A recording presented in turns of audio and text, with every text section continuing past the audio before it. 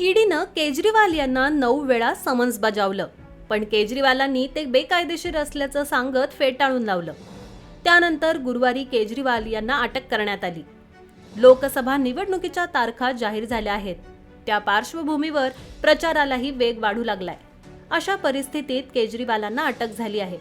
लोकसभा निवडणुकांसाठी 60 टप्प्यांमध्ये मतदान होत आहे. त्याची सुरुवात 19 एप्रिलपासून होत आहे. पण त्याचपूर्वी केजरीवाल यांना अटक झाल्यानं या टायमिंगवर विरोधकांकडून प्रश्नचिन्ह उपस्थित केलं जातंय.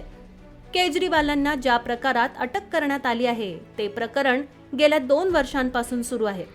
दिल्ली सरकारनं 2021 मध्ये नवं अबकारी कर धोरण जाहीर केलं होतं.